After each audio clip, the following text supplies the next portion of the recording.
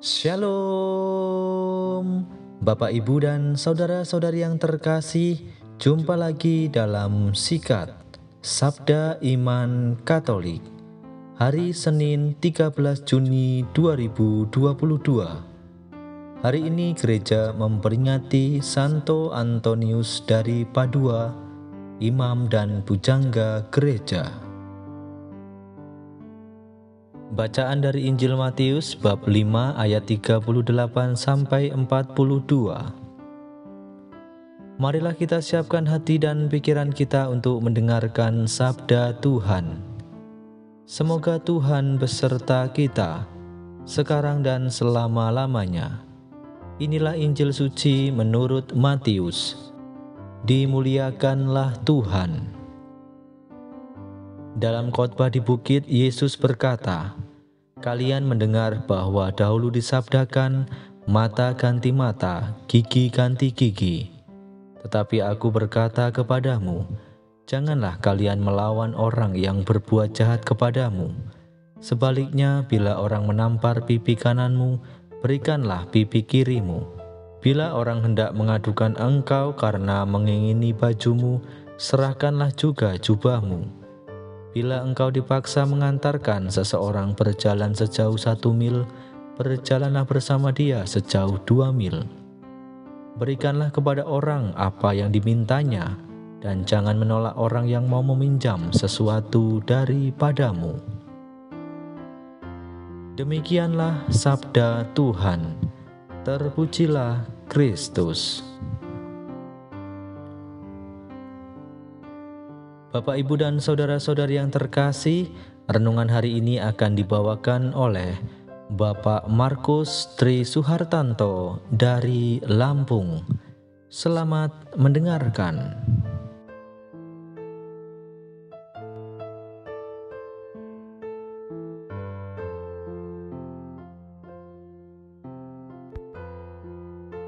Bapak, Ibu, dan saudara-saudari yang terkasih dalam Yesus, tentu kita pernah mendengarkan lagu yang memiliki syair, "Kasih pasti lemah lembut, kasih pasti murah hati, kasih pasti memaafkan, kasihmu tulus tiada batasnya." Ya, itulah lagu yang menggambarkan sikap kasih Allah kepada manusia, yaitu kasih yang tidak terbatas. Bapak, Ibu, dan saudara-saudari yang terkasih dalam Yesus, Yesus bersabda, "Janganlah kalian melawan orang yang berbuat jahat kepadamu." Itulah permintaan Yesus kepada murid-muridnya. Permintaan Yesus ini mau menunjukkan bahwa Yesus ingin memperkenalkan Allah sebagai Bapa yang sangat baik, Bapa yang sangat sempurna, Bapa yang penuh kasih.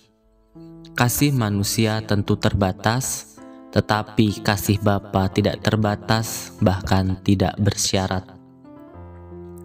Bapak, Ibu, dan saudara-saudari yang terkasih dalam Kristus, kita adalah anak-anak Bapa. Karena itu, sebagaimana Bapa kita adalah Bapa yang penuh kasih, kita pun hendaknya memiliki pribadi penuh kasih seperti Bapa. Dalam bacaan Injil hari ini, Yesus mengajarkan kasih yang luar biasa kepada kita. Melalui kata-kata, "Janganlah kamu melawan orang yang berbuat jahat kepadamu, melainkan siapapun yang menampar pipi kananmu, berikanlah juga kepadanya pipi kirimu." Yesus mengajarkan kepada kita untuk tidak membalas kejahatan orang lain, atau dengan kata lain, kita tidak dianjurkan untuk membalas dendam. Yesus juga mengatakan, "Bila orang hendak mengadukan engkau karena mengingini bajumu, serahkanlah juga jubahmu. Bila engkau dipaksa mengantarkan seorang berjalan sejauh 1 mil, berjalanlah bersama dia sejauh 2 mil. Dari sini Yesus mengajarkan kita untuk melakukan lebih baik dari yang diminta atau diharapkan dari kita.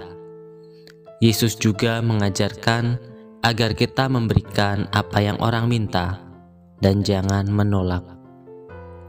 Yesus telah memberikan semua keteladanan ini kepada kita dalam seluruh kehidupannya. Yesus adalah Allah yang penuh kasih, yang tidak pernah menolak permintaan orang yang lemah dan tertindas.